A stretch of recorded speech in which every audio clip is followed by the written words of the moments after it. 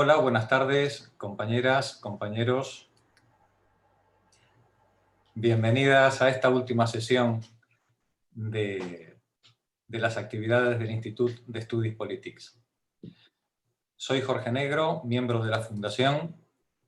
Esta es una fundación valenciana dedicada al impulso y promoción de todo tipo de estudios y actividades que contribuyan al desarrollo de la libertad, la igualdad y la justicia social. Este acto de hoy, sobre las fuentes historiográficas de la figura de Jesús, es el último de un intenso semestre en el que ya tratamos asuntos de gran actualidad y calado político. Tratamos la ley de la muerte digna, la ley educativa, la LOMLOE, las inmatriculaciones de la Iglesia Católica, la situación de la mujer en la ciencia española, pero aquí no nos vamos a quedar. A vuelta de vacaciones retomaremos nuestro programa de formación y divulgación y así, a partir de septiembre, tenemos previsto tratar diversas cuestiones muy importantes.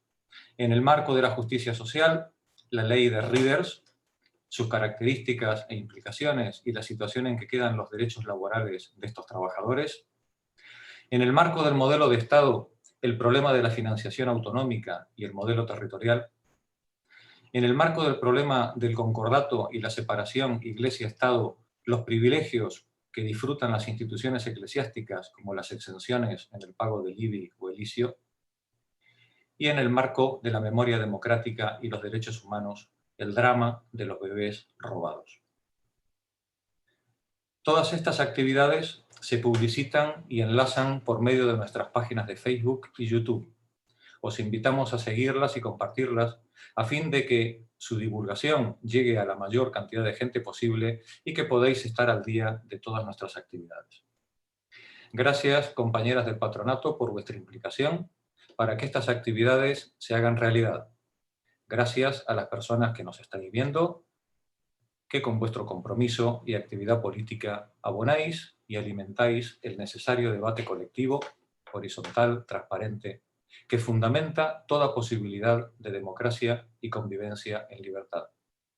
Y gracias, obviamente, José Antonio Antón Valero, profesor de Historia y miembro de Europa Laica, por regalarnos hoy tu saber y tu tiempo y ayudarnos a echar luz sobre una cuestión tan oscura y que, sin embargo, afecta como pocas a la comprensión de nuestro presente. La actividad de hoy es una actividad que, dentro de las que realiza el Instituto, requiere una pequeña justificación. Mirad, compañeras, la historia de la humanidad, desde el Paleolítico hasta la actualidad, ha dado lugar a diferentes formas de cultura y civilización. Para todas ellas, la incertidumbre, la fragilidad de la existencia, la vida, la muerte, han constituido un misterio a cuyo alivio han acudido todo tipo de creencias, rituales y religiones. En plena hegemonía romana y estoica, a orillas del Mediterráneo, apareció un fenómeno religioso, el cristianismo, rama del judaísmo, cuyo desarrollo posterior transformaría la vida, costumbres y culturas de Occidente. El cristianismo, doctrina religiosa construida en torno a la figura de Jesús de Nazaret, formó parte de los movimientos revitalistas judíos de su época y como tal supuso una denuncia de la condición humana, de la desigualdad, de la explotación, del despotismo y por tanto pues, del poder, la cultura, la religión de Roma y su imperio. Roma intentó en vano, en varias ocasiones, una integración de estos movimientos. Pero el monoteísmo excluyente y dos guerras judías enmarañaron el asunto hasta volverlo insoluble. Ante la respuesta represiva de Roma, muchos supervivientes buscaron refugio en la interioridad o, como los cristianos, en la idea de salvación. Pero para el siglo IV el cristianismo había seguido evolucionando y ya era políticamente evidente su pujanza. Así, en el 313, Constantino, mediante el Edicto de Milán, autoriza el culto y ordena detener las persecuciones. En el 380, Teodosio autoriza el culto, declara el cristianismo religión oficial del imperio, poniendo fin a la dualidad del culto romano. La figura de Jesús se convertiría desde entonces en icono de la religión oficial, símbolo de la simbiosis entre el trono y el altar, y el cristianismo quedaría institucionalizado en la Iglesia, jerarquizada de acuerdo al modelo administrativo romano. Desde entonces la figura de Jesús y la doctrina creada alrededor de su figura serán objeto de diversas interpretaciones y reinterpretaciones, desde una revolucionaria, pacifista, heterodoxa en favor de los desfavorecidos, hasta una dogmática del poder, intolerante con el discrepante, con el diferente, con el hereje. En ese largo camino de 2000 años, la Ilustración abriría por fin un camino al pensamiento crítico y laico, concibiendo formas de convivencia apoyadas en el diálogo y el consenso, poniendo en cuestión el poder religioso en la política, las costumbres, la moral o la enseñanza. Hoy, sin embargo, seguimos asistiendo y sufriendo los efectos más agrios de esa controversia. Sanidad, educación, moral pública, moral privada, sexualidad, fiscalidad, formas de gobierno, familia, economía, derecho. En todos los aspectos de la vida, el dogma religioso quiere imponer su programa de máximos a la concepción laica de la vida. En el cristianismo, ese programa de máximos se apoya en distintos fundamentos. 3 de ellos son la fe, la palabra revelada y la figura histórica de Jesús. De los primeros, la fe, la revelación, de eso, como decía Protágoras, nada tenemos que decir. Pero de lo segundo, en cambio, de la mano de la historia, sí que hay mucho que decir. ¿Quién fue Jesús? ¿Qué sabemos de su existencia? ¿Qué datos o documentos la avalan?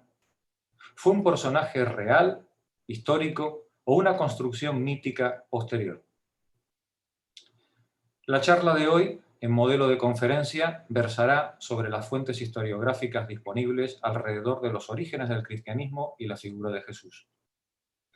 Está previsto que la exposición dure alrededor de 1 hora, a cuyo fin nuestro conferenciante intentará responder con mucho gusto a las preguntas que las personas asistentes escribáis en el chat. Para poder llevar adelante la charla y compartir pantalla sin dificultades, os rogaremos mantener los micros y las cámaras apagadas. Así no se interferirá ni en la exposición ni en las presentaciones. Gracias por la paciencia, gracias por acompañarnos. José Antón, desde la historia, tienes la palabra.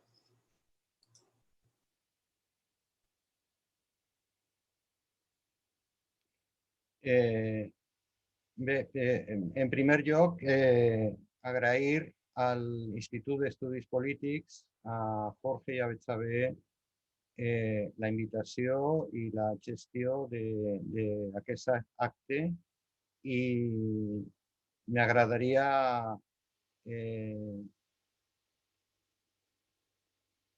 poder sintetitzar tot el discurs que vaig a fer en 1 hora, perquè és un tema molt llarg. En passe al castellà. En primer lugar, os doy un pantallazo, no vamos a analizarlo, de la bibliografía que he estado manejando en forma de libros, artículos, conferencias, etcétera, sobre estos temas que vamos a tratar. Y en primer lugar, me gustaría reseñar que mi objetivo no es entrar en el debate concreto de si hay argumentos suficientes o no para demostrar científicamente la existencia de Jesús. No se trata de eso, se trataría, como se ha dicho en la presentación, de dar un contexto histórico a la época en la que pudo vivir. Evidentemente, como también se ha dicho, tampoco pretendo plantearlo desde un punto de vista teológico, de creencias religiosas, sino desde un punto de vista histórico, arqueológico, que evidentemente generan interpretaciones y que evidentemente las dejo a la interpretación de cada uno y de cada una, ¿no? Hay que advertir, sin embargo, que sigue siendo el de la existencia, un debate que está abierto, que es un debate, mm, digamos, que tiene mayorías y minorías, pero que sigue abierto, pero que también caben interpretaciones intermedias, como es la utilización de la personalidad de alguien, así llamado Jesús de Nazaret, o la superposición de diferentes personas que sincréticamente se sintetizarían en esa figura. Bien, en primer lugar, os muestro un grafito del Palatino en el que hay una representación pictórica. Es la primera que se conoce de la crucifixión de Jesús, es del siglo II, y tiene una inscripción en la que Alexamenos Sebete Theon, en la que se dice Alexamenos adorando a su Dios. Observaréis que en este caso está representado con la cabeza de un asno, cosa que por cierto recordaba también Tertuliano, corroboraba Tertuliano, que era una costumbre de los paganos. Esta es la primera representación que se conserva sobre la crucifixión. Sin embargo, bueno, y hay otra anécdota, y es que los dos están representados con un colobio, que es una indumentaria típica de los esclavos. Sin embargo, estaba diciendo que la cruz no será un símbolo cristiano generalizado hasta el siglo IV, finales del siglo IV y principios del siglo V. Si me podéis quitar alguna pantalla de las que tengo ahora conectadas, lo agradecería porque me está ocultando la diapositiva. En esta diapositiva, la representación es la del Jesús como pastor de almas, ¿no? Como el buen pastor.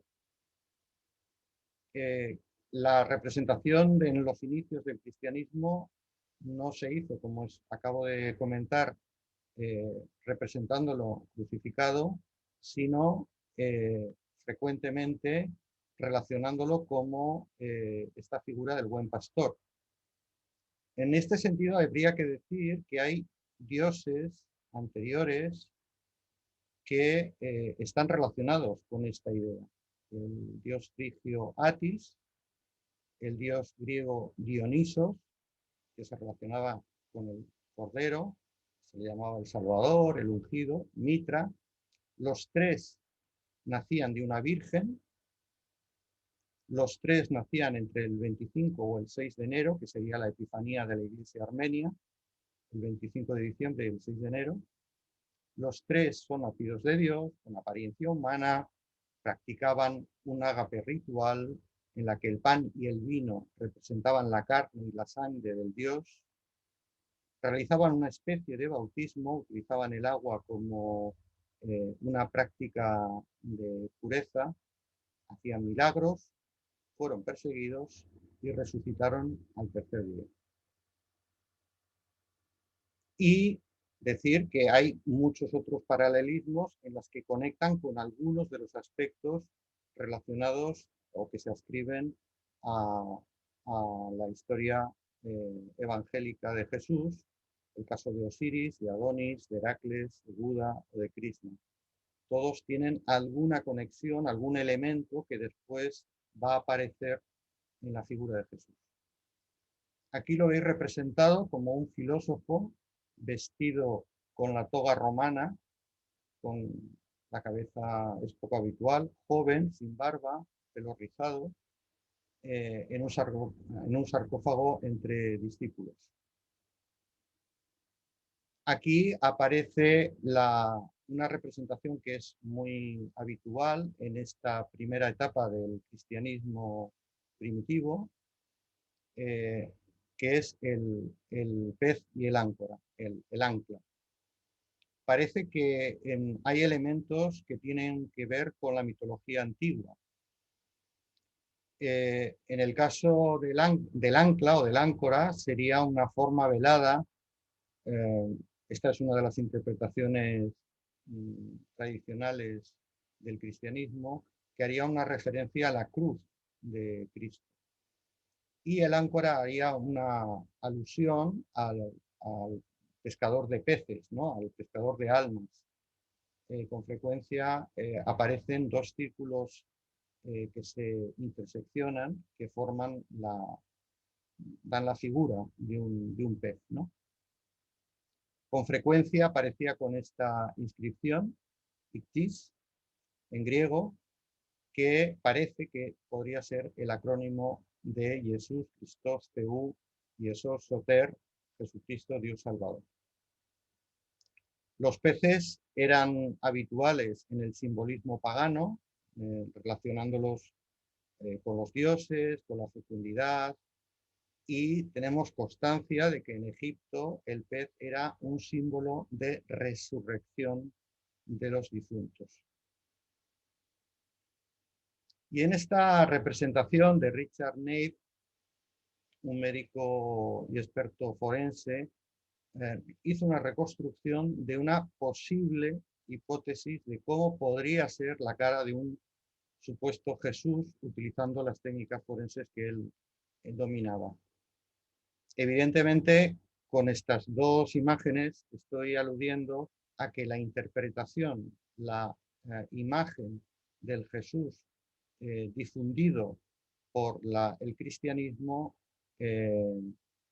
tiene poco que ver con la arqueología, tiene poco que ver con la genética, tiene poco que ver con la realidad posible de una persona de aquella época. En cierta manera, hubo una especie de, ha habido una especie de intento de blanquear, nunca mejor dicho, esta imagen de Jesús. Con todas estas imágenes de este cristianismo primitivo, de este primer cristianismo, lo que estoy planteando es que la idea que tenemos de Jesús es una idea tamizada a lo largo del tiempo por ideas, por creencias, por ideologías y por supuestos que no tienen por qué corresponder forzosamente con lo que podría haber sido en esos orígenes del cristianismo. Me tengo que retrotraer a, si puedes, disculpad, si puedes, Jorge, disminuir un poquito el tamaño de la diapositiva porque mis instrucciones, mis textos aquí en pantalla me tapan parte de la diapositiva.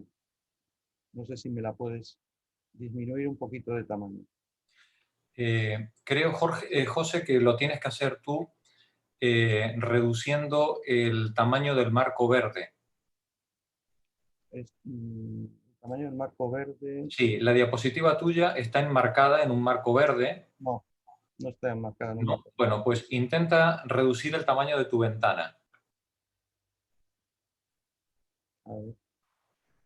No, la ventana en la que estás, la ventana que tienes compartida. Bueno, vamos a seguir porque no quiero perder tiempo. De todas formas, más o menos, lo que me estoy perdiendo es lo que vosotros supongo que veis, que es el título de la diapositiva. Nosotros lo vemos perfectamente, José, no te Pues sí, preocupes. si vosotros lo veis, no hay problema. Tenemos que retrotraernos al judaísmo porque, como os he dicho en la presentación, el cristianismo está directamente vinculado al judaísmo y esto puede ser una de las líneas de interpretación de las ideas de este primer cristianismo. Los hebreos, después de toda la etapa de conquista, digamos, de Canaán, etcétera, los hebreos están claramente identificados en el siglo X antes de nuestra era y van a sufrir una serie de conquistas y como consecuencia deportaciones. Era una práctica habitual en las guerras de la época, aún hoy también, ¿no? Ayer ponían un documental sobre la guerra en la antigua Yugoslavia y hablaba de las deportaciones, ¿no?, de la gente. Esto era una práctica habitual. Israel va a sufrir en las diferentes conquistas que va a sufrir, que va a padecer diferentes deportaciones después de la conquista del reino de Israel y del reino de Samaria, en el siglo VIII, van a sufrir hasta 4 deportaciones más. Sin embargo, en contra de lo que se pudiera, bueno, la más famosa, la de Nabucodonosor. Sin embargo, habría que decir que no parece que los sectores más castigados por estas deportaciones fueran precisamente los campesinos o los sectores más pobres del pueblo hebreo de aquella época, sino más bien las élites. Son las élites vinculadas al comercio y a la religión las que fundamentalmente fueron trasladadas hacia lo que hoy, bueno, la zona de Mesopotamia, aproximadamente entre un 20 y un 25%. Y esto generó una presencia en la zona de Mesopotamia, una presencia judía que se va a mantener durante muchos siglos, hasta el punto que se forma, en palabras actuales, un auténtico lobby judío en Mesopotamia que va a tener una gran influencia en la constitución del canon teológico judío. De una forma muy sintética, recordaros, todas y todos lo sabéis, que el corpus de las escrituras judías es la Torá, y esa Torá dio en este exilio un elemento de identidad al pueblo judío, pero a la vez supuso el auge de escribas y de eruditos, interpretadores de la palabra, que acabaron convirtiéndose en digamos, en una élite dirigente. Es decir, de la época de Saúl, de David, de Salomón, en la que el poder político reside en la monarquía, digamos, en el establishment político, se pasa con estos exilios a un liderazgo protagonizado por los escribas y los eruditos. La Torá, como sabéis, en los cristianos consiste en el Pentateuco, es como se le denomina en el cristianismo, y aunque evidentemente el judaísmo se le atribuye a Moisés, sabemos que son autores anónimos que van escribiendo a lo largo del tiempo y que se canonizan aproximadamente entre el siglo VII y el siglo VI antes de nuestra era. El conjunto de los 3 grupos de libros, la Torá, profetas y escritos, es lo que compone la Biblia hebrea, que es la Tanaj. Pero la Tanaj no está totalmente constituida en el siglo I de nuestra era, de la era común. Es decir, todavía hay textos que no se han incorporado a esa Biblia hebrea. Sí sabemos que está la Torá y los profetas. De hecho, en los evangelios se pone en boca de Jesús con frecuencia alusiones a la ley, la Torá, a los profetas, y de los escritos normalmente suele citar a los salmos. Pero eso quiere decir que no todos los textos descritos estaban constituidos. Esa constitución de ese nuevo judaísmo liderado por escribas y sacerdotes es el que va protagonizado entre otros, por los profetas, todos os sonarán, Jeremías, Zacarías, Ezequiel, Isaías. El segundo Isaías es la denominación que el biblismo, los estudios sobre la Biblia hebrea, le dan a una parte de los textos de Isaías que se sabe que no son de Isaías. A eso se le llama el segundo Isaías. Y a partir de ese momento es cuando realmente podemos hablar propiamente de judaísmo y de judío, que proviene del término de Judea. La Torá escrita se une a la Torá oral, supongo que me veréis el cursor, en algún momento lo voy a utilizar, para componer un conjunto. La Torá oral serían las discusiones rabínicas sobre la interpretación, cómo interpretar la Torá escrita, y que compondrían el conjunto de lo que podríamos llamar el derecho judío, que determinaba lo que un judío podía o no podía hacer en cada uno de los ámbitos, tanto en el ámbito económico, de las costumbres, no solo en el ámbito religioso. A partir de este momento es cuando el reino de Judá empieza a denominarse Judea.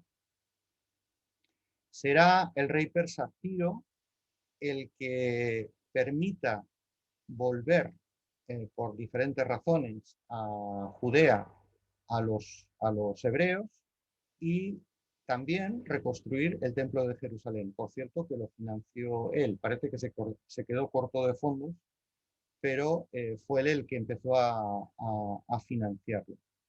Quizá probablemente en su cabeza estaba la de volver a crear una especie de estado tapón entre lo que sería el ámbito de Egipto y el Egipto y el mundo después helenístico y el mundo persa.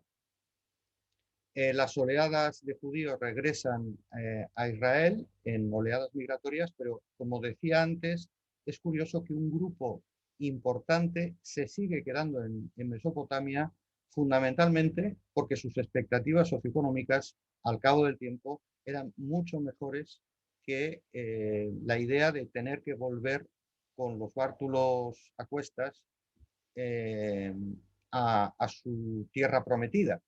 Esto es una cosa llamativa porque el discurso habitual del judaísmo siempre hace énfasis en que la vuelta a la tierra prometida era, además de un mandato divino, era un principio básico de todo judío. Bueno, esto no fue así y, como he dicho, este grupo siguió viviendo en Mesopotamia hasta tal punto de que cuando se empieza a escribir el Talmud, que vendría a ser una ampliación digamos, de la ley oral, de las interpretaciones rabínicas. Una interpretación o una parte del Talmud se escribe en Mesopotamia y la otra es la que se escribe en Judea. Esta región, a partir de ese momento es cuando podemos hablar de la etapa de la reconstrucción del templo de Salomón.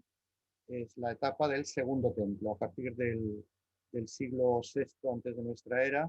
Y la etapa del segundo templo va a ser la etapa en la que se va a encontrar la época de Jesús. Entre los judíos y paganos, todas y todos sabéis que podríamos resumirlas en la creencia en un solo Dios, en seguir los preceptos de la Torá, en la circuncisión, en los preceptos kosher para la ingesta de alimentos y en la observancia del sábado. De la segunda fase del segundo templo, de la etapa del segundo templo, que va a acabar cuando comience la primera guerra entre los judíos y los romanos, en esa segunda fase es cuando van a aparecer lo que algunos autores llaman, en términos modernos, partidos judíos diferenciados. Los saduceos, los fariseos, los macabeos o asmoneos, los esenios, los idumeos, los samaritanos, los celotes y sicarios.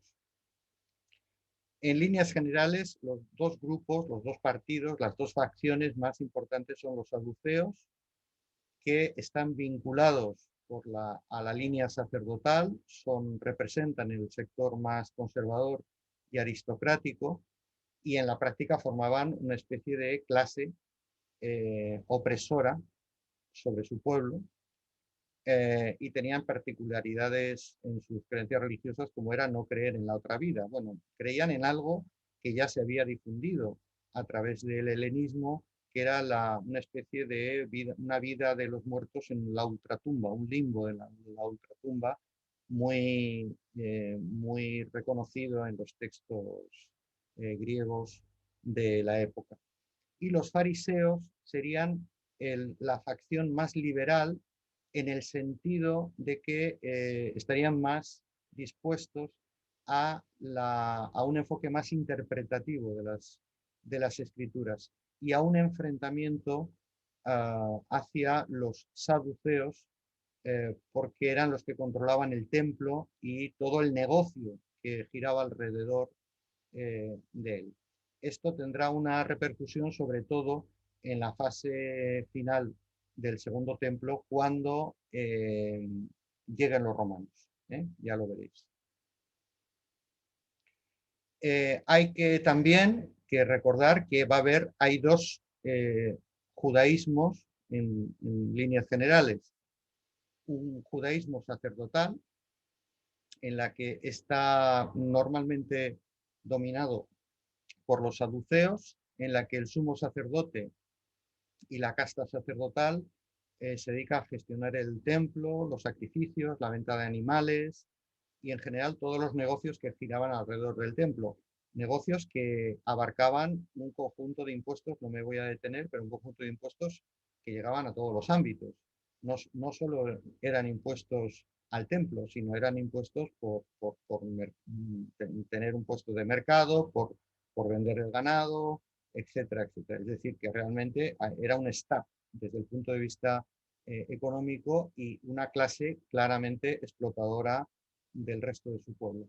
El judaísmo rural, que va a surgir prácticamente paralelo al judaísmo sacerdotal, está compuesto por maestros, por rabís, es decir, personas que en un ambiente analfabeto, como era la Judea de la época, bueno, el conjunto de territorios de la Palestina de la época, el rabí era de los pocos que podía leer, que podía escribir, que podía interpretar los textos sagrados. Pero también, y como consecuencia de ello, dedicarse a, digamos, todo lo que tenía algo que ver con lo religioso, las festividades, la dieta y la aceptación o no en la comunidad por impureza. Impureza que podía tener que ver con las prácticas alimenticias, con las prácticas relacionadas con en fin, acudir al templo, seguir las prácticas, las ideas planteadas en la Torá, etcétera, etcétera. Y esto es uno de los elementos que va a diferenciar a los primeros cristianos de los judíos que siguen el judaísmo tradicional, en relación a quién es puro y quién es impuro, es decir, quién está dentro, quién se puede considerar dentro de la comunidad judía y quién no lo es, ¿no?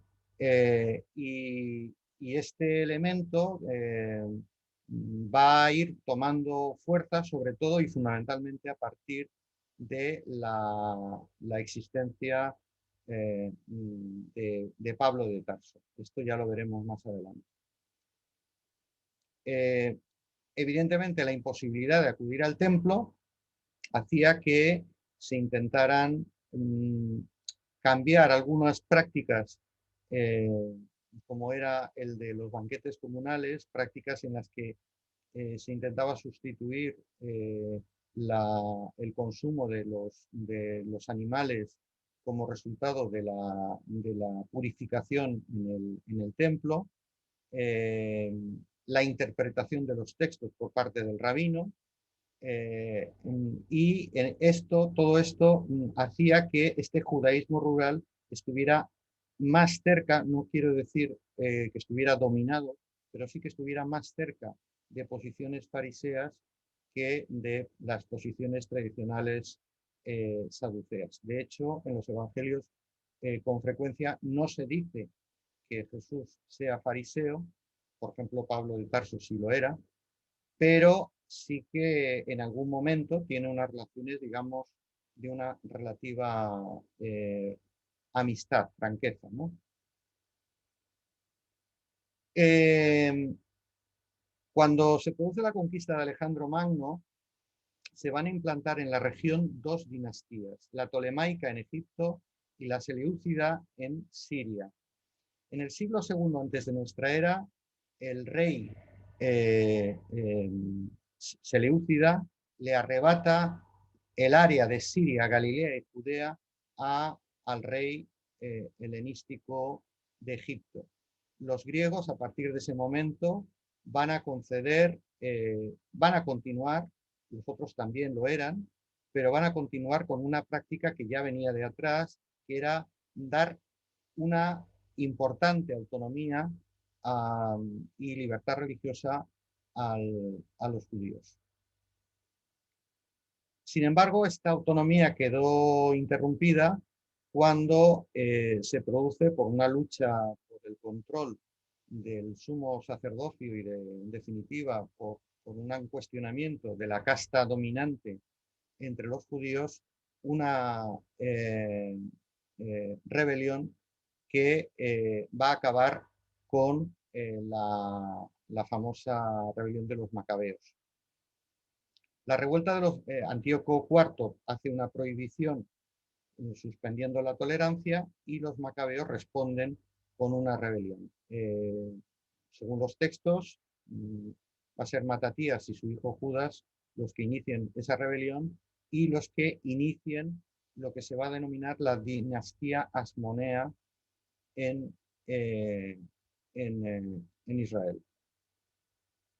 A partir del 140 antes de nuestra era, Judea va a tener un reino asmoneo y quiero señalar que es en ese momento cuando los antiguos críticos de los saduceos, que ahora están en el poder, empiezan a adoptar las mismas formas autocráticas o teocráticas cuando ya han llegado al poder. Y eso va a generar la aparición de, bueno, no la aparición, sino la disidencia de los esenios y los celotes.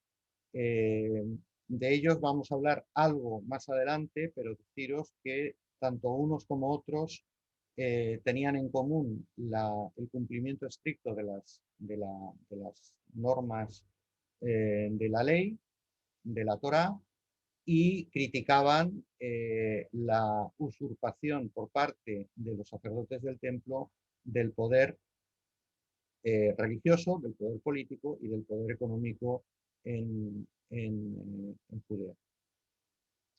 En el año 63 es cuando llega a Roma con Pompeyo, ahí lo tenéis, y a partir de ese momento y hasta prácticamente la Primera Guerra Judía, en el año 66, se va a quedar en la zona, en el área de Judea, Samaria y Idumea, que es, digamos, la parte que mira al mar de Palestina.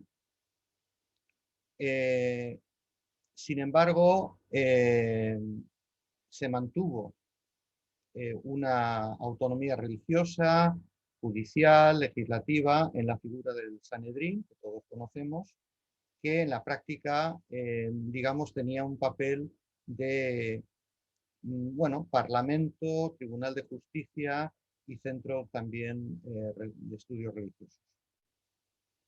El periodo del Segundo Templo, como ya he anunciado, acaba con la Primera Guerra Judeo-Romana, del 66 al 70.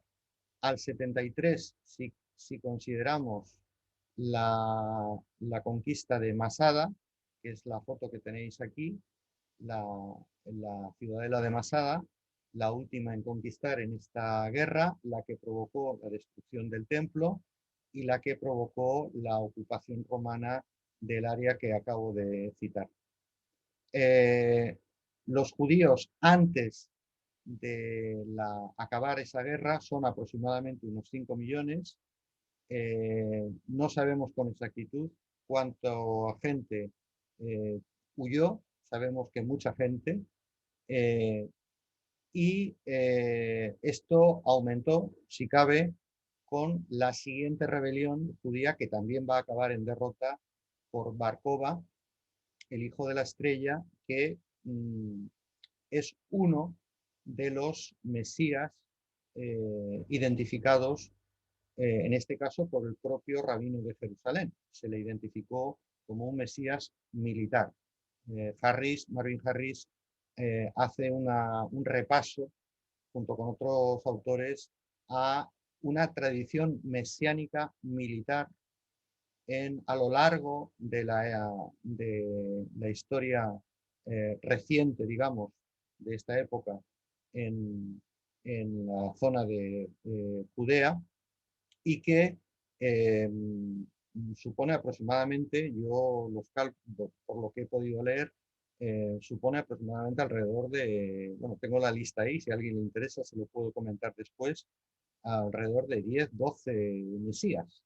Algunos, digamos, con planteamientos estrictamente teológicos, como el Rabí Onín, y otros claramente militares, como es el caso de Bar Kova, que es un personaje, un líder militar sin paliativos. Esta sería un poco un resumen de la época de Jesús. Esto sería la columna de los gobernadores militares romanos y la división del resto, que ahora vamos a ver, el resto del territorio entre los hijos de Herodes. Pompeyo le dio, vuelvo atrás un poquito para poder entrar con la etapa herodiana. Pompeyo le dio el apoyo a Juan Hircano, el primer ministro de Juan Hircano, Antípatro, se acabó convirtiendo en el administrador, epítropos de Judea, y sus hijos, de sus hijos solo fue el que sobrevivió, Herodes, el que finalmente Roma va a nombrar rey de los judíos, con todos los territorios, el de Idumea, Judea, Samaria, Perea, Galilea, Gaulanítide, Batanea, Traconítide y Auranítide. Herodes, personaje muy conocido, es el reconstructor del templo, que es uno de los escenarios de los evangelios. Y como he dicho, los hijos de Herodes, los que le van a suceder, con el visto bueno de Roma, Arquelao a Herodes Antipas y Herodes Filipo, finalmente se van a quedar solo Galilea y Perea a Herodes Antipas y Herodes Filipo el resto. Los territorios que dominaba Arquelao, por una serie de cuestiones, fue deportado, y sus territorios, Judea, Samaria y Idumea, quedaron bajo control directamente romano. Esto tiene interés, entre otras cosas, porque es una de las contradicciones de los evangelios, que es cuando se empeña una de las interpretaciones de los evangelios se empeña en centrar en Belén el nacimiento de Jesús, que está en Judea. Cuando, si el nacimiento fuera en Nazaret, estaría en Galilea. Por tanto, el famoso censo que hace viajar a la familia sagrada a Judea, pues no hubiera tenido sentido, porque el censo hacía el suyo, Herodes Antipas, y por tanto no tenía sentido que habitantes de Galilea tuvieran que viajar a Judea a censarse, por mucho que se hable de la línea davídica de David, de José, ¿no? Entramos en digamos, en la arqueología, en este caso textual. Vamos a intentar leer, aquí sí vamos a intentar leer un poco los textos, si puedo leerlo completo. Dice de los autores que citan a Jesús o a los cristianos, los más relevantes son los que por lo menos los que yo he podido estudiar, son estos que os voy a poner. Y es importante porque si hay un texto que habla de un personaje, tiene un elemento importante de veracidad, por lo menos de entrada, para poderlo cuestionar, ¿no? Para poderlo tener en cuenta, mejor dicho. Dice Flavio Josefo, judío romano que participó en la primera guerra judía, que finalmente fue asimilado por los romanos y que se convirtió en un historiador fundamental para estudiar la época, por mucho que él naciera en el año 37, pero está muy cerca de los hechos. Dice, entre otras cosas, Flavio Josefo, el sumo sacerdote Anano trajo ante él a Santiago, hermano de Jesús, llamado el Mesías. Este Santiago, este Jacobo, al que se refiere el pasaje, podría ser el primer obispo de Jerusalén, después denominado Jacobo o Santiago el Justo en la literatura cristiana, y al que tradicionalmente el cristianismo le ascribe la epístola de Santiago, el hermano de Jesús. Sin embargo, el Richard Carrier, que es uno de los grandes investigadores en el campo de las fuentes del cristianismo, sostiene que las palabras llamado el Mesías sería en realidad el resultado de una inserción, es decir, de una interpolación. Alguien ha puesto esas palabras en el texto. Propone que el texto original se refería en realidad a un hermano, Santiago, Jacobo, del sumo sacerdote Jesús ben Damneo, mencionado en la misma narrativa. Es verdad que es una interpretación, pero es una posible interpretación, ¿no? Este es uno de los textos que los actuales, como Antonio Piñero, de los textos que se utilizan para, digamos, argumentar a nivel textual la existencia de Jesús. Luego está el famoso testimonio flaviano, que es seguramente el más importante. Por esta época vivió Jesús, un hombre sabio, si se le puede llamar hombre.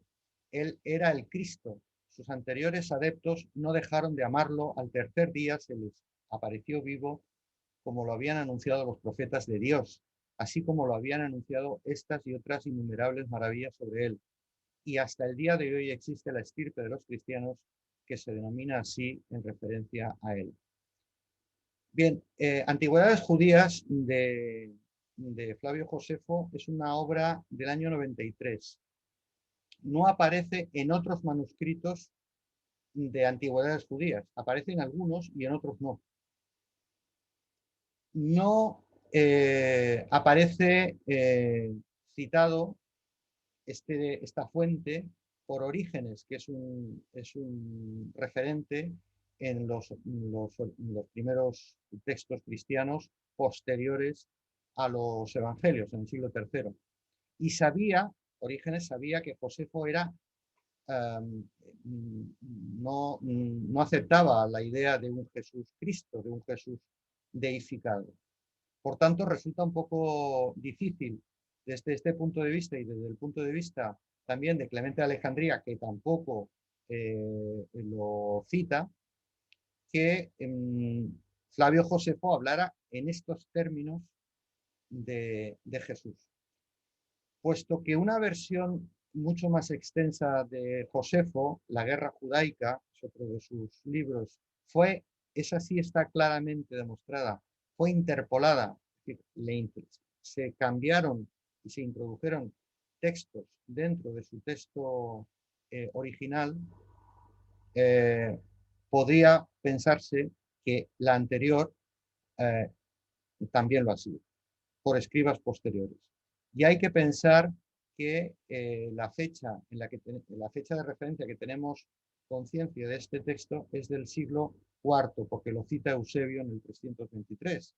Es decir, hasta el siglo IV alguien pudo haber interpolado este texto en el texto de Flavio Josefo.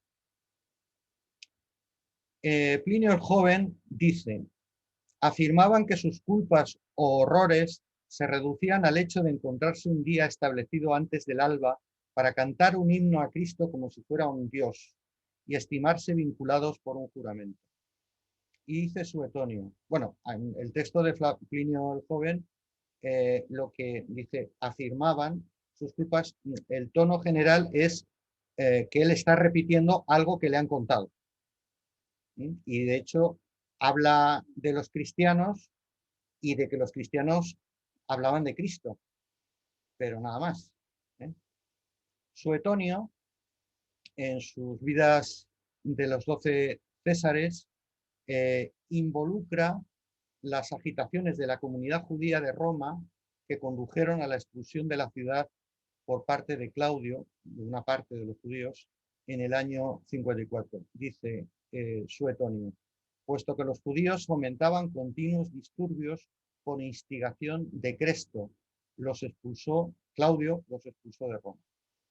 Cresto en latín es Crestus, derivado del griego Crestos, que quiere decir bueno o valiente, y se refiere a alguien que estaba en Roma en el año 54.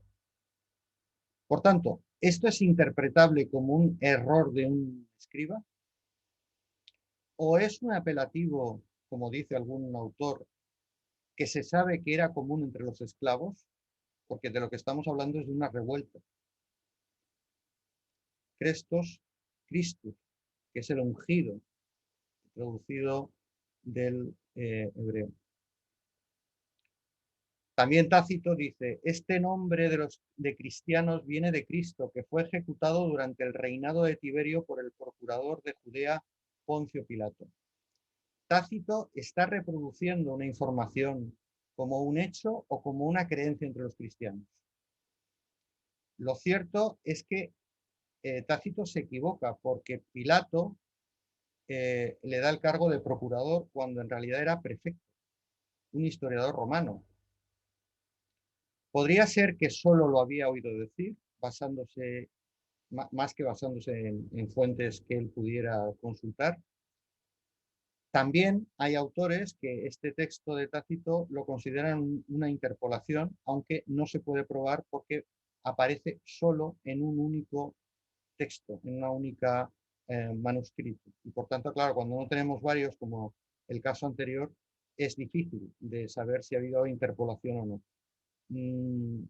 Queda la sospecha de que podría dar la impresión, como en el otro caso, de que se hacen eco de cosas que se contaban, ¿no? y él las reproduce.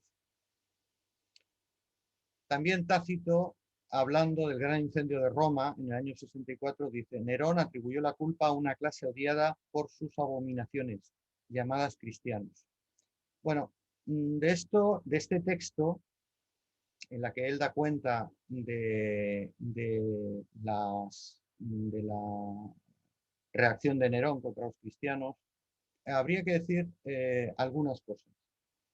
En primer lugar, y perdonarme la cronología, en primer lugar, Esteban, que pasa por ser el primer mártir, es lapidado en medio del enfrentamiento entre un grupo de judeocristianos, vamos a llamarlos así, los galileos, es decir, el grupo afincado en Jerusalén, y los judeo-helenistas. Es decir, en medio de la confrontación, a Esteban lo denuncian y acaba lapidado, el primer mártir. Luego, los textos evangélicos hablan de una primera reunión entre Pablo, Santiago y Pedro en el año 36 o 37. Una primera reunión que lo que da cuenta es que había facciones dentro de ese judeocristianismo inicial que no estaban de acuerdo y que estaban discutiendo. En el año 41 o 45, para aumentar digamos, el ambiente de tensión, tuvo una gran repercusión la aparición de un judío cristiano llamado Simón el Mago. Simón el Mago pasa por uno de los tantos personajes, en este caso en Roma, que intentó restar protagonismo a la acción de Pedro en Roma. De hecho, se recoge en algún evangelio apócrifo, el de Pedro, enfrentamientos directos entre ellos dos, incitándose a hacer milagros unos y otros, a ver quién era el que hacía el mayor milagro. Hay que decir que Simón el Mago, en una de esas bravuconadas, se subió a un templo y dijo que por inspiración divina él podía volar, y acabó en el suelo con la pierna partida, y finalmente se la tuvieron que amputar y acabó muriendo, ¿no? O sea que parece ser que en este caso Simón el Mago no tuvo mucha suerte con su Dios. En el año 42, Claudio, como decíamos anteriormente, perdón, en el año 42 no, Claudio, ante el ambiente, va a ceder derechos religiosos a los judíos, digamos, va a intentar relajar el ambiente de tensión, hasta que se produce, en un intento de nuevo de reconciliación, esto está registrado en los textos evangélicos, el llamado Concilio de Jerusalén.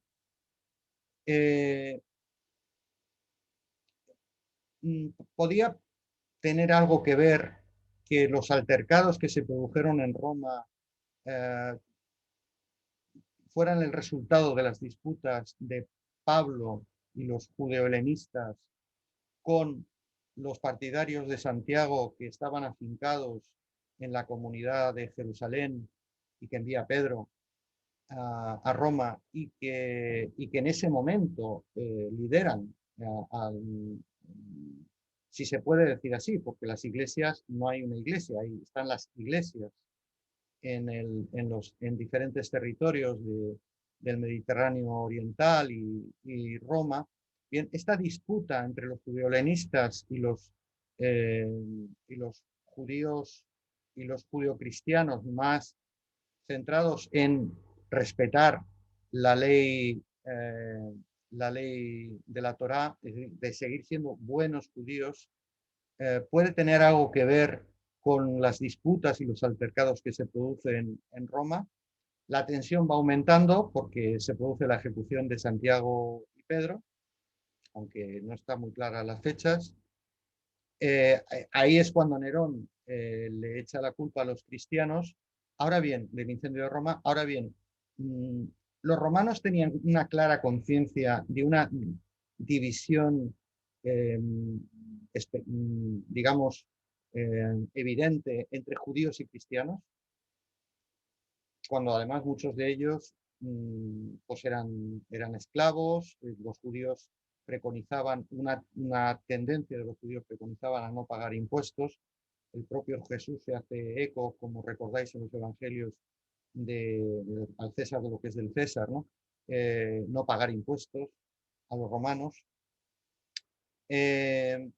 Luego la ejecución de Pablo y finalmente la guerra judeo-romana. Es decir, aprovecho el texto de Tácito para poder entender que en realidad el ambiente en Roma, en el mundo romano, contra los cristianos o contra lo que ellos consideraban que eran una secta de los judíos, el ambiente era realmente tenso, hasta tal punto que va a acabar evidentemente con la primera guerra judeo-romana. Voy a poner solamente un texto, bueno, un par de textos que se utilizan entre los investigadores, de Pablo de Pablo de Tarso, sobre también el tema de la existencia demostrable de Jesús o no. Se habla de 2 viajes en los evangelios, 3 años después de su conversión, y otra en el que podría haberse entendido como el Concilio de los Apóstoles que hemos comentado anteriormente.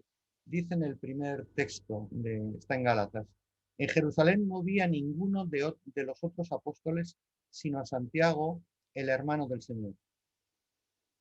en Jerusalén, reconociendo el otro viaje, la gracia que me había sido dada, Santiago, Pedro y Juan nos dieron la mano a mí y a Bernabé.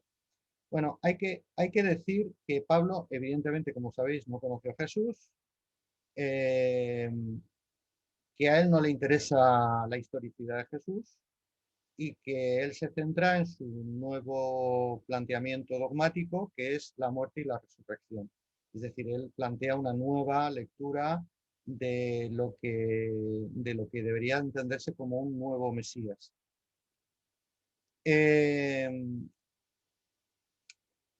Tuvo muchas discrepancias, como hemos dicho, con las iglesias de Judea. Esto le llevó a enfrentarse de manera radical, hasta tal punto que Antonio Piñero, en la Universidad Complutense y una de las eminencias en la investigación neotestamentaria, plantea que en la muerte de Pablo hubo algo más que la mano de los romanos.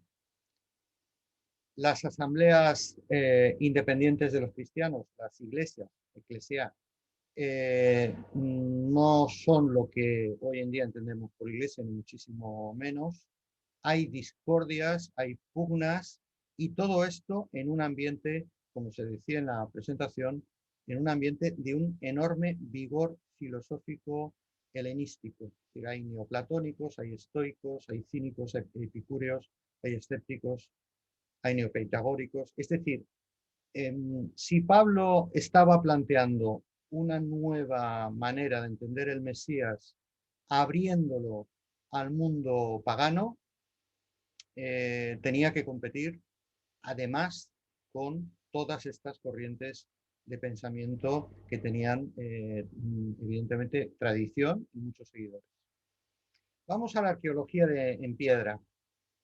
Tenemos, por ejemplo, los que hayáis ido a Palestina y si habéis hecho un recorrido turístico religioso, un tour turístico religioso, este es uno de los lugares de referencia. El lugar donde Juan el Bautista realizaba sus bautismos, Wadi al-Harrar. La tradición dice que fue en este lugar. Y la tradición, como en muchos otros sitios, es prácticamente la única herramienta que tenemos. Porque es verdad que es un lugar para hacer baños, pero no mucho más. También estaría todo el tema, eso lo podemos hablar con los esenios, del papel de Juan el Bautista y la posible influencia esenia sobre Juan el Bautista. Sabéis la importancia del agua y de la purificación para de los esenios. El osario este osario, el principal, bueno, básicamente se interpretó como en el año 2002 como el lugar donde reposaban los restos de Santiago, hijo de José, hermano de Jesús. La Dirección de Antigüedades Judías en el 2003, un año después, consideró que este osario pues, no era una falsificación. Es decir, que no, la inscripción no se le podía dar crédito. Ahora veréis en otro caso por qué estas inscripciones son bastante discutibles. Esta es la de Caifás, a ver si la puedo leer entera porque tengo pantallas aquí encima. Es este osario de Caifás que se encuentra en una tumba familiar al sureste de Jerusalén podría encajar en el texto de Flavio Josefo, que ya hemos dicho que no era cristiano ni mucho menos, en el que dice que o nombra el cargo de sumo sacerdote Josefo de sobrenombre Caifás. Podría coincidir con el texto de Josefo. En este caso tendríamos una referencia no cristiana con el osario, además de las características artísticas y arqueológicas de la pieza. Lo que sí que es reseñable es que a partir de esta identificación y de algunas intervenciones arqueológicas en Jerusalén, se ha querido relacionar con una estructura arqueológica que se ha denominado la casa sacerdotal o la casa de Caifás, que sería donde supuestamente se hace el juicio de Caifás antes del juicio romano a Jesús. Eso también, este lugar es otro de las rutas turístico-religiosas. Esta inscripción epigráfica de Poncio Pilato, que es alude a una construcción en honor a Tiberio, sí que da cuenta de Poncio Pilato, además es romano, ¿no? Sin embargo, lo que sí que quiero traer a cuenta sobre el caso de Poncio Pilato es que el Nuevo Testamento coloca a Poncio Pilato como alguien dudoso, como alguien que casi está por perdonar a Jesús. Pero esto no coincide con lo que dice Josefo o lo que dice Filón de Alejandría, que es otra de las fuentes fundamentales para este periodo. Ellos dicen que Pilato era un personaje muy agresivo, un hombre que ejercía su cargo de una forma muy terrible. La pregunta sería, entonces, ¿para qué dar esta imagen en el Nuevo Testamento de Poncio Pilato? Y claro, hay que remitirse a de nuevo, a los evangelios y sobre todo al periodo en el que, digamos, se escriben. Hay que pensar que los mismos que van a derrotar de una manera cruel y terrible a los judíos en la primera guerra judía, van a acabar en el trono imperial, a Vespasiano y a Tito. Y hay que pensar que en el ambiente en el que se escriben los evangelios, todas las o muchas de las pretensiones de un Mesías, fuera pacífico o fuera militar, se habían venido abajo, habían sido todos derrotados. Por tanto, sobre todo en la diáspora, se había perdido en gran medida, es probable que se hubiera perdido en gran medida la esperanza de que se repitiera ese nuevo Mesías, y eso quizá tenga que ver con que en los textos evangélicos se quiera dar una imagen no antirromana. Es decir, colocar a los romanos como alguien que no son precisamente los que tuvieron fundamentalmente la culpa. Sabéis que los que tuvieron la culpa, según los textos evangélicos, fueron esencialmente los judíos. Claro, es un momento, al escribir los evangelios, en los que se está produciendo el distanciamiento de ese judío-cristianismo hacia una nueva religión. Y por tanto toca criticar, cuestionar la vieja religión, ¿no? El Jesús, hijo de José, este osario encontrado en la tumba del Talpiot, los especialistas, también el Instituto Hebreo de Arqueología, la Universidad Hebrea de Jerusalén, etc., consideran que no, que no se le puede identificar con Jesús la inscripción, por los motivos que os comentaba antes, y porque en el tratamiento de cadáveres, por lo menos hasta la época del Segundo Templo, en el mundo judío, los huesos, después de corromperse, eran depositados en el osario, pero esto solo lo podían hacer familias pudientes, muy importantes. Por tanto, es difícil, muy difícil, pensar que alguien que no lo fuera tuviera un osario. Y además, como estos osarios se usaban en diferentes generaciones, y esto explica también un poco el anterior caso, se iban añadiendo grafitos de identificación. No hace falta decir que Jesús y José, en hebreo, son nombres absolutamente generalizados, habituales. Y luego hay que recordar también que lo habitual en el mundo romano para un ajusticiado, y más si era por motivos políticos, religiosos, como demuestra la crucifixión, era depositar el cadáver en una fosa común, no en un osario, una fosa común que evidentemente quedaba ahí el cuerpo olvidado.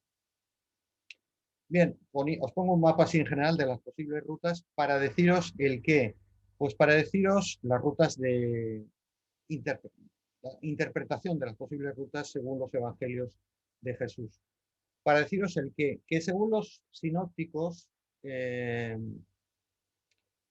Marcos, Mateo y Lucas, se les denomina sinópticos porque la palabra indica que, digamos, que van en común, que dicen cosas parecidas. Jesús predica básicamente en Galilea y solo visita una vez Jerusalén. Su ministerio, por tanto, solo duró un año. Pero según Juan, el cuarto evangelista, bastante diferente a los otros, Jesús visita 4 veces Jerusalén y allí celebra 3 Pascuas.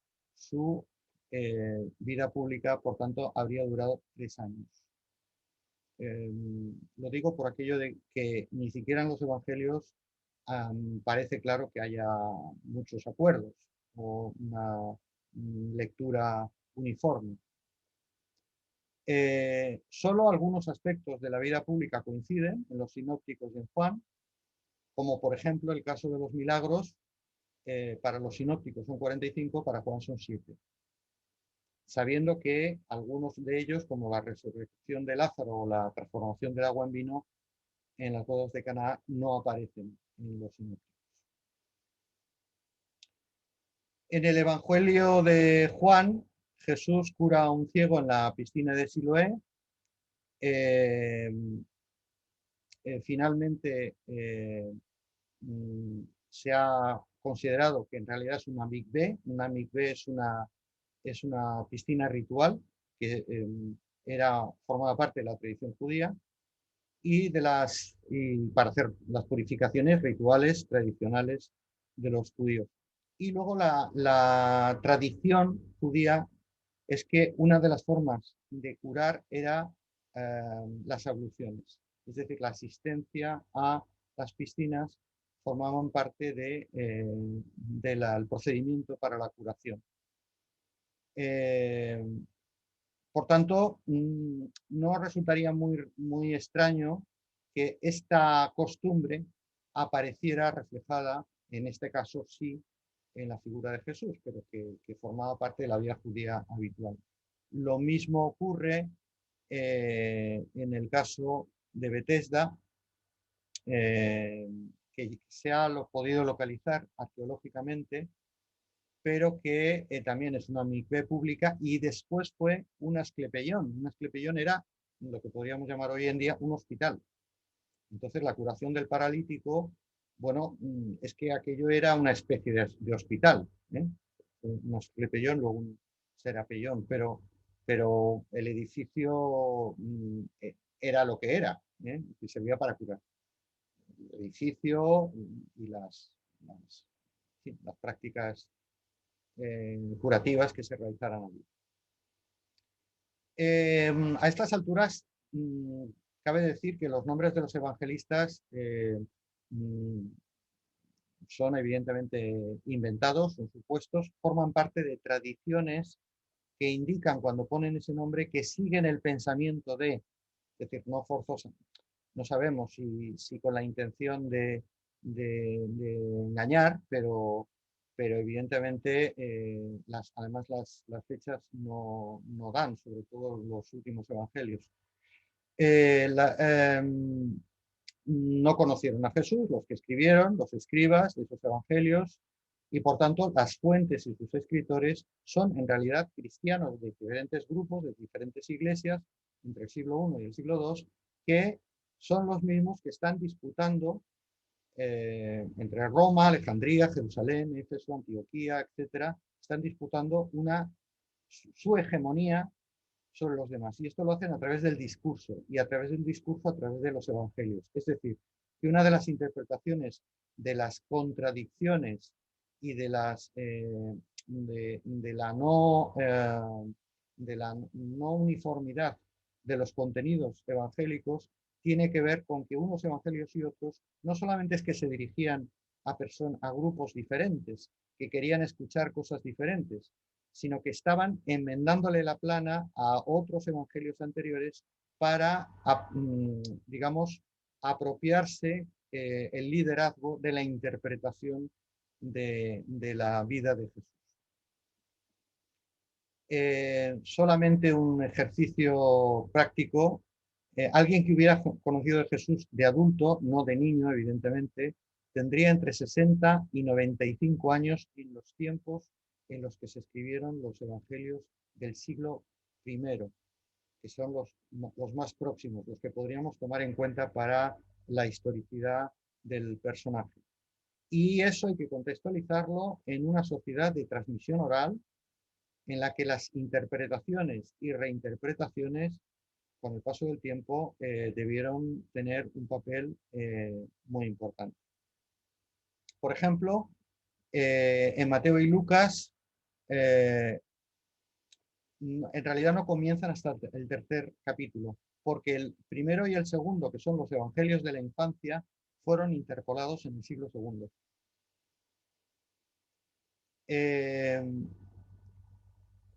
Solamente Mateo y Lucas hablan de la infancia, los otros no hablan nada, lo cual es llamativo, pero además es que tampoco coinciden. Mateo, pero no en Lucas, habla de anunciación, concepción virginal, consideración de ser hijo de Dios, habla de Herodes y de la matanza de los inocentes, que por cierto no aparece por ningún lado, y desde luego no en Flavio Josefo, de la huida de Egipto, de la vuelta a Judea, de la retirada a Galilea, del pesebre, del buey, del asno, de la estrella de Oriente, de la cual tampoco hay ningún registro en fuentes romanas o en fuentes helenísticas. Hay alguno que incluso se ha ido a fuentes chinas para ver si podía encontrar algún registro de algún tipo de asteroide o similar.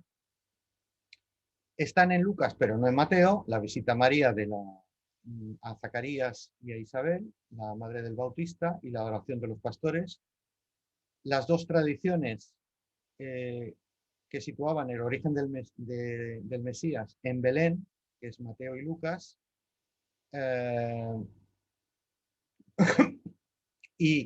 o en Nazaret, Marcos y Juan, se fueron poco a poco escorando hacia Belén. ¿Por qué? Porque la tradición profética del Antiguo Testamento Miqueas muy en concreto, hablaba de que el Mesías nacería de una línea genealógica davídica del rey David en Belén, Belén Efrata.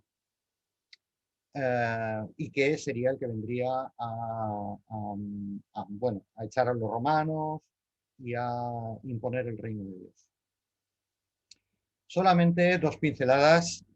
Todos y todas habréis oído hablar de los apócrifos. Apócrifos quiere decir que no coinciden con las ideas, coinciden, contradicen o dan otra versión de las ideas del cristianismo.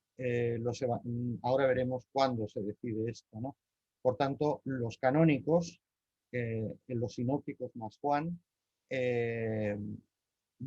entenderían que esos textos pertenecen, o se ha dado a entender siempre que esos textos pertenecerían a apóstoles. Esto no cuadra para nada con la cronología de los evangelios, y que fueron testigos presenciales o que conocieron a gente que sí que lo fueron, ¿no? Los apócrifos no tuvieron reconocimiento y por tanto se les pone ese nombre, apócrifos, oculto, fuera de la vista, fuera de la circulación, hasta que, y esto se decide cuando se decide el canon bíblico. Hay que pensar que este canon, ya lo veremos, es relativamente tardío, a partir prácticamente del siglo II y el siglo III. Apócrifos hay muchos, os invito a leerlos, hay algunos muy divertidos, no me voy a detener, pero ver cómo un apócrifo cuenta cómo Jesús quería comer de una palmera y la palmera se dobla para acercársela al niño cuando huían hacia Egipto, pues resulta curioso, ¿no? O que una manada de leones sale de una cueva y les acompaña en una parte de su recorrido. Bueno, apócrifos de este estilo y apócrifos de otro estilo también, ¿no? Por ejemplo, los gnósticos. La fuente Q se ha considerado como el quinto evangelio, pero se ha perdido. Bueno, los expertos consideran, bueno, no se ha encontrado y los expertos consideran que hay suficientes razones como para pensar que sí que ha existido una especie de evangelio del que beben básicamente Mateo y Lucas. Los otros no. Mateo y Lucas beben prácticamente de Marcos en un 40%, y en un 20-25% de la fuente, la llamada fuente Q, Quell en alemán. A pesar de lo cual existen esas diferencias. Bueno, eso explicaría las coincidencias, pero también explicaría también las diferencias. Es decir, dependiendo también de qué fuente ha bebido cada evangelio, pues cada uno ha contado cosas diferentes. Del Nuevo Testamento se conservan aproximadamente 5.000 manuscritos entre el año 200 y 1500, de todo tipo, de los que Antonio Piñero recuerda que hay 200.000 divergencias en sus redacciones, en sus datos y en las afirmaciones, de todo tipo, desde las ortográficas hasta las de contenido importantes. De hecho, incluso en una última publicación hablaba de 200 divergencias de peso teológico muy de fondo, ¿no? Los gnósticos que he citado antes se encontraron fundamentalmente en el yacimiento de Nag Hammadi. Estos evangelios también dan una visión muy diferente, muy poco habitual de la interpretación evangélica canónica. Solamente deciros que los evangélicos, su idea central, perdón, de los gnósticos, su idea central está en que debe ser la gnosis, el conocimiento, el que debe guiar al creyente, independientemente o incluso al margen de la intervención de ningún sacerdocio. No hace falta que os diga que esa es una de las razones fundamentales por las cuales los gnósticos nunca fueron bien vistos entre los que establecieron el canon. Voy a pasar más rápidamente. Los esenios que se encontraron en los yacimientos de Qumran, no solo, sino también en muchas otras cuevas en los alrededores, 15.000 fragmentos que componen aproximadamente 1.000 textos, 1.000 evangelios o pseudoevangelios, perdón, evangelios no, pseudodocumentos judíos. Solamente deciros que en los textos famosísimos de Qumran no hay mención ninguna hasta el momento ni de Pablo, ni de Jesús, ni de Pablo, ni de ninguna referencia al cristianismo. Sin embargo, sí que hay algunas cosas llamativas. Por ejemplo, los esenios surgieron de ya he hablado antes de las contradicciones con el templo, de los seguidores del Maestro de la Justicia. Este Maestro de la Justicia fue perseguido y muerto y se le esperaba también como una especie de Mesías que vendría a restaurar el reino de Dios. Y hay muchas cosas que tienen algo que ver con los cristianos. No me voy a detener. El lenguaje, el cumplimiento de la ley, la crítica al templo, el celibato, el monaquismo, el mesianismo, el fin inminente, porque los cristianos de la primera época están pensando en un fin inminente, en una venida del reino inminente, se están preparando para ello, como los esenios, al bautismo, la predestinación, etc. Y voy a pasar muy rápidamente. El canon se establece, primero Ireneo establece un primer canon de sinópticos a finales del siglo segundo, y a partir del 200 el que se conoce es el canon Muratori, que son digamos, el canon que es prácticamente el mismo que el actual y en el que ya se hace una purga de todos los gnósticos y apócrifos que os he citado anteriormente.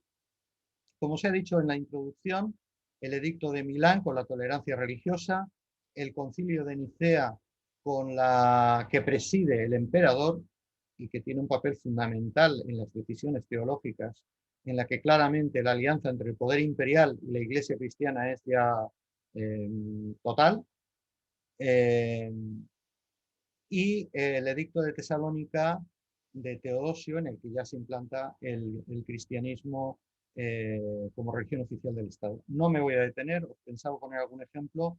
No coinciden las dataciones de los investigadores sobre evangelios del Nuevo Testamento, del Nuevo Testamento en general, con las dataciones que aparecen en los nuevos evangelios. 25 millones se venden cada año de nuevos evangelios. En términos generales, y los que menos errores cometen, pero aún así también lo hacen, son los protestantes. Los nuevos evangelios tienen errores de cronología brutales, es decir, no siguen la investigación neotestamentaria que la academia realiza desde hace años. Solamente también hacer una mención a la necesidad de este primer cristianismo del siglo II, del siglo III, del siglo IV, con la creación de lugares sagrados, lugares de referencia para el cristianismo. El Lignum Crucis, el descubrimiento del Lignum Crucis por la madre de Constantino, del cual, por cierto, Eusebio de Cesarea no dice nada,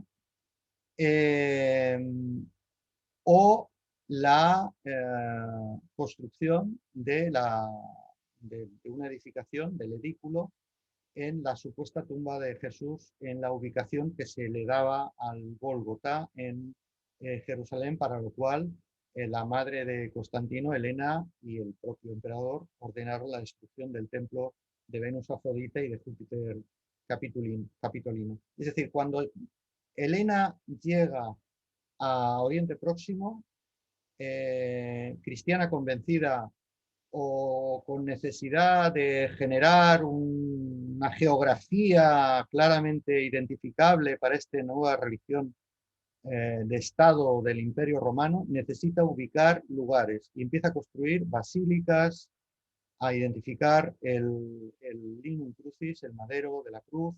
Si a alguien después le interesa, le cuento una anécdota muy curiosa del siglo IV, muy antiguo, sobre el Lignum Crucis, y en la construcción del edículo en la actual, que no es la única interpretación del lugar de la tumba, porque sobre todo los protestantes la ubican en otro lugar, en la tumba del jardín, y luego en Roma la tumba de Pedro, donde se supone también, se supone que estaba allí, que es donde está construida el Vaticano.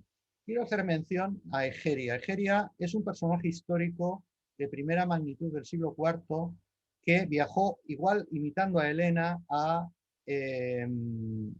Oriente Próximo, a hacer un recorrido por los lugares sagrados.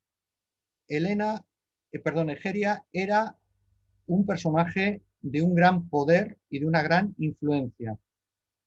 Poder económico, influencia política, porque además ella describe en su texto, que es entre otras cosas, un cuaderno de viajes, es un libro extraordinario que he descubierto ahora, yo no lo conocía, describe lo que había de cristiano en el siglo IV en Oriente Próximo. La lástima es que la primera parte no nos ha llegado la segunda parte a partir de su estancia ya en Jerusalén. Manejó toda la documentación de la época, que es la que os pongo ahí, guías de viajes, rutas, etc. Es decir, estaba muy bien informada sobre lo que se tenía que encontrar. Una de las cosas que buscaba era precisamente la ubicación en Edesa de las cartas del rey Akbar. El rey Akbar, Eusebio de Cesarea lo cita, se supone que escribe a Jesús y esas cartas parece que las tenía ella. Es decir, que había copias. Bueno, si Eusebio de Cesarea las cita es porque ya había copias de cartas del rey Akbar a Jesús diciéndole que venga y que le eche una mano, etcétera, etcétera, y le hace allí algún milagro. El milagro se va a concretar en lo que se conoce como el mandilión y en otra versión la sábana santa, que es la impregnación de la cara de Jesús en un texto, en un paño, lo que después también sería conocido como la Verónica, ¿no? Lo cierto es que este rey Akbar, que cita Egeria y que circulaba en aquella época, no pudo ser, porque el primer rey cristiano de Edesa fue Akbar IX y fue bastante posterior. Egeria también, buscando la tumba del apóstol Juan, ya sabéis que salen corriendo María y Juan según la tradición, a Éfeso, bueno, encuentra una iglesia que ya estaba construida y que, bueno, la tradición consideraba que estaba ahí el sepulcro. Pero lo interesante de este viaje a Éfeso es que no dice nada de la casa de María, de la Virgen María, que es un lugar lo tenéis en la foto, que es un lugar de referencia y de culto, ¿no? Y también es llamativo que fuera en Éfeso en donde el Concilio Ecuménico decretara que María era la Madre de Dios, que era Virgen y María, Madre de Dios. Curiosamente, esa ciudad había tenido una larguísima tradición helenística de culto a la diosa Madre Artemisa. Y también Egeria, cuando visita Epaula, pasa por Magdala. No dice absolutamente nada de María Magdalena. Lo digo porque también en Magdala se supone que hay una casa de María Magdalena. Bien, para acabar, porque ya me estoy pasando de la hora, 3 minutos, indicaros que este cristianismo del siglo I, principios del siglo II, tiene un lío, como el mapa conceptual que os muestro, que no pretendo que leáis, evidentemente, pero tiene un lío, tiene una confrontación enorme entre las diferentes iglesias. Es decir, las disputas heredadas de la época de Santiago y de Pablo, Santiago, de Pedro y de Pablo, se continúan, digamos, en el tiempo. Solamente por hacer una mención, entre el siglo I y principios del segundo, la relación, temas de disputa, la relación con el Padre, la divinidad de Jesús, si era Dios o no, esto desde el principio es una polémica, el cumplimiento de la ley mosaica, si hay que cumplirla o no, por ejemplo, y luego a partir, entre otras muchas cosas, y luego a partir del siglo II y del siglo III,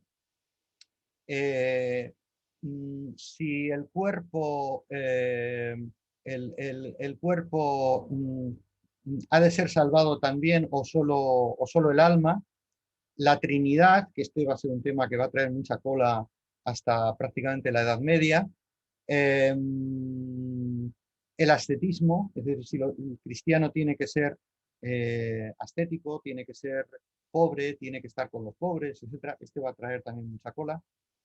Y dentro de esta cola está la figura, bueno, aquí tenéis una especie en forma de abecedario, las diferentes herejías que en los establecimientos del canon que veíamos en el siglo IV fundamentalmente, anteriormente, herejías que van siendo echadas por la borda por lo que los autores denominan la gran iglesia. Es decir, ya no hablamos de iglesia, sino de la gran iglesia, la única iglesia. Iglesia que ya tiene claramente su hegemonía instalada en Roma, cosa que antes tampoco estaba nada claro. Solamente quiero hacer mención de entre las diferentes herejías a este personaje, a Prisciliano, que es el primer hereje ajusticiado, es decir, que tengamos claramente identificado. Y curiosamente, este hereje había nacido probablemente en Galicia fue obispo en 2 ocasiones, hasta que el emperador Máximo en Treveris le acusa, junto con las autoridades eclesiásticas, le acusa de maleficium, es decir, de nigromancia, de gnosticismo y de usar textos apócrifos. Les cortaron la cabeza a él y a 6 de sus seguidores. Prisciliano tuvo un papel muy importante en buena parte de Hispania, de la Hispania romana, sobre todo la mitad occidental, el priscilianismo, y en el sur en el sur de la actual Francia. ¿Qué defendía Prisciliano? De nuevo salen los temas, la pobreza, era vegetariano, las prácticas rituales no se hacían en las iglesias, se hacían en la naturaleza, en los bosques, en las cuevas, etc. Es decir, era un intento de retornar a un cristianismo primitivo que interpretaba evidentemente la palabra de una manera muy notable. Pues el primer hereje ajusticiado nació en Hispania. Por cierto, una anécdota, si a alguien le interesa, Prisciliano tiene algo que ver con la tumba, con el sepulcro de Santiago de Compostela. Y para acabar, ¿qué cristianismos se quedan fuera del canon? ¿Qué cristianismos se quedan fuera del Nuevo Testamento? Por ejemplo, los que negaban que Jesús fuera Dios, los que renegaban de Pablo como un usurpador, los grupos proféticos que preconizaban el dominio del Espíritu sobre los cargos eclesiásticos, sobre la validez de la Biblia, sobre todo el Antiguo Testamento, los que negaban la encarnación del Verbo en Jesús, en cierta forma la idea de Dios, Jesús como Dios, los que estaban en contra de la idea de la resurrección, de los que hablaban planteaban una cierta independencia, una cierta autonomía de las mujeres en su discurso, los que planteaban un ascetismo radical, la pobreza, etc., y los que aceptaban la vida sexual libre. Estos son los textos referenciados.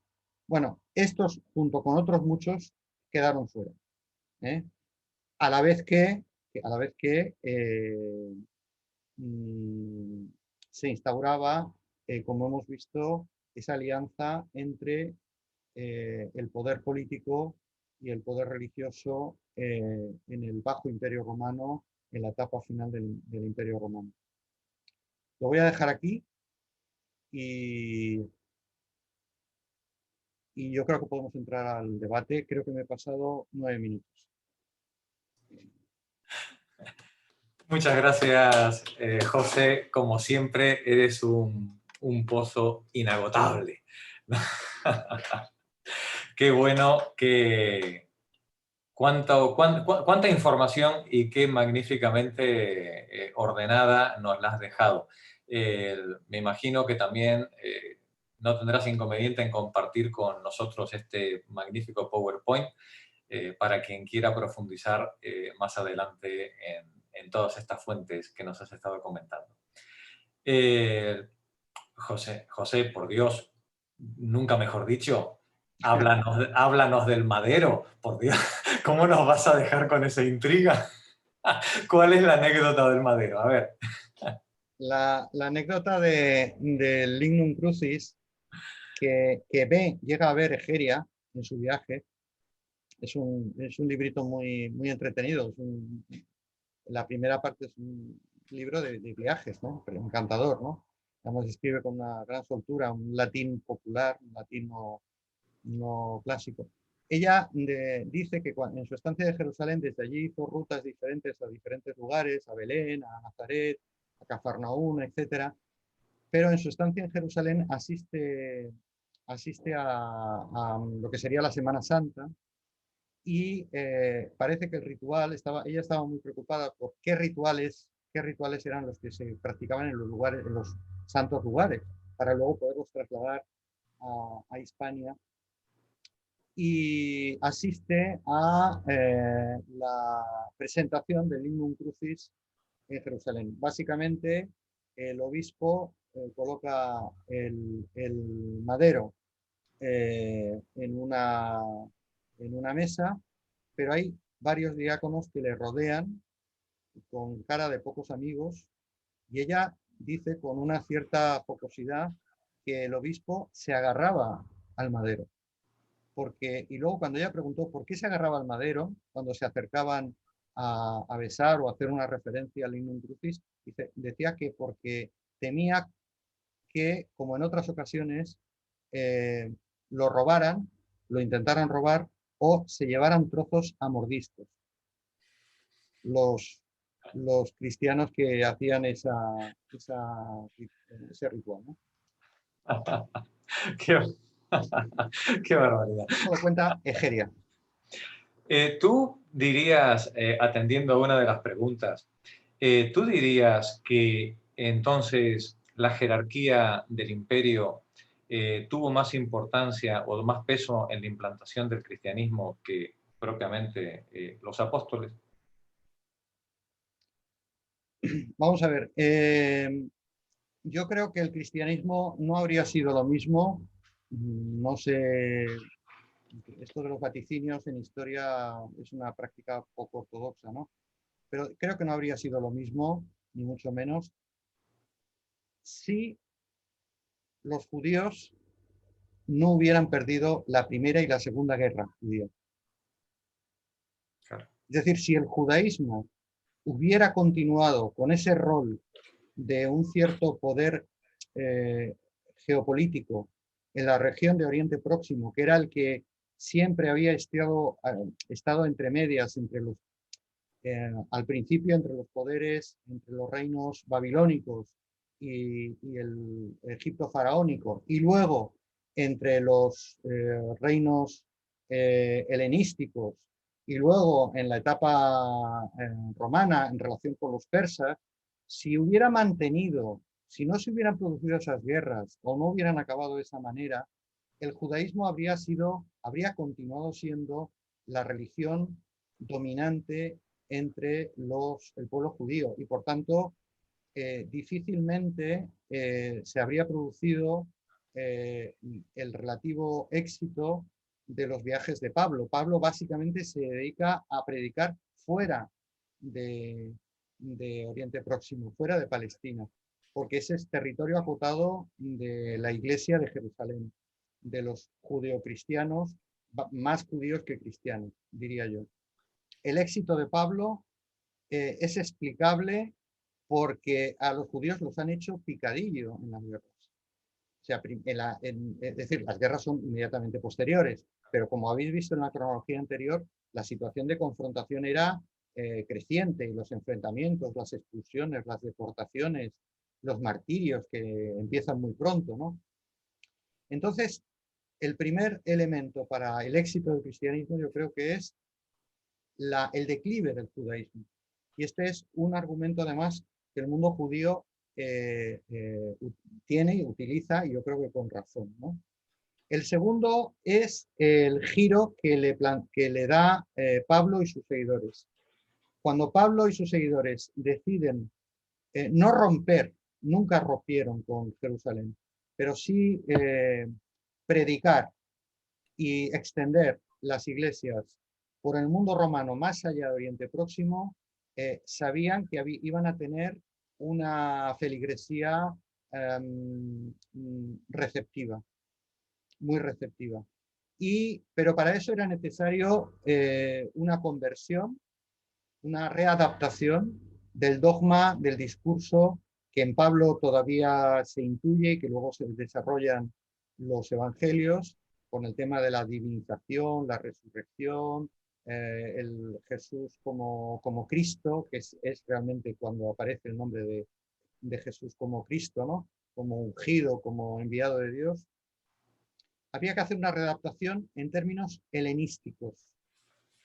Y desde mi punto de vista, y esta sí es una opinión personal, seguramente muy discutible, pero que me permitió analizar con una relativa profundidad, con un poco de profundidad por lo menos, cuando estudié un poco a Meditaciones de Marco Aurelio el año pasado, eh, retomó elementos de helenísticos y especialmente del estoicismo tardío. Y con esa readaptación puso ya en primera línea de competición esa nueva versión del judaísmo que luego finalmente va hasta prácticamente el siglo III no se empieza a hablar de cristianos propiamente dicho. Se consideran a sí mismos judíos cristianos. Claro. Y luego el tercer elemento es la alianza del trono y la iglesia, es decir, Constantino y Teodosio.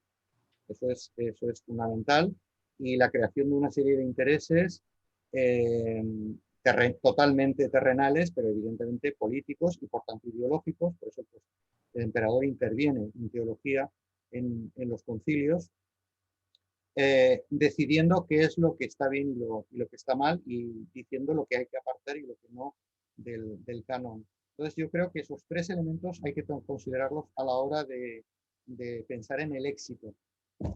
Claro. Bueno, eso no, es evidente, lo ha formalizado muy bien. Así queda la historia de ese lugar del mundo a principios de nuestra era. Todas estas maneras diferentes de interpretar la religión y la vida que estabas mostrando en esta diapositiva que tienes en este momento en pantalla, desde la sexualidad a la mujer, a la interpretación de lo divino y de la función del hombre y de la iglesia dentro de la sociedad, todo esto lógicamente quedó como algo no solamente perseguido, sino como algo lateral en la historia ya de nuestra cultura hasta, bueno pues lo continúa siendo, ¿no? Es decir, sigue siendo un pensamiento completamente alejado del dogma central. ¿Cómo percibes tú, José, las corrientes, cómo percibes tú las maneras de interpretar el cristianismo en la actualidad y cómo crees que se entienden esta visión histórica y arqueológica de Jesús dentro del cristianismo actual? Bueno, yo no soy ningún experto de iglesia, en iglesia cristiana actual. O sea, yo conozco personas, sobre todo, y por tanto prácticas humanas, que es lo que me ha permitido poder definir un poquito más las diferencias entre unos cristianos más de iglesia me refiero de edificio, ¿no? De templo, y unos cristianos de práctica, ¿no? de práctica moral, de práctica social, etc. Evidentemente yo creo que hay una distancia, como la hubo en el pasado, una distancia muy grande. Yo creo que abismal, francamente, abismal entre, en fin, yo conozco gente de comunidades cristianas de base, las he conocido toda la vida, allá donde me he movido ha habido cristianos de base peleando día a día de una mejora por una sociedad más justa y he aprendido a reconocerlos y a estar con ellos y a conectar, digamos, objetivos, intereses y maneras de hacer las cosas. Lo que sí que es evidente es que desde el punto de vista del discurso, es probable que este cristianismo de base sea más permeable a una crítica, lo digo en el sentido positivo, a una crítica histórica del surgimiento del fenómeno del cristianismo en la antigüedad, son más permeables probablemente a este tipo de planteamientos que los otros cristianos de templo, ¿no?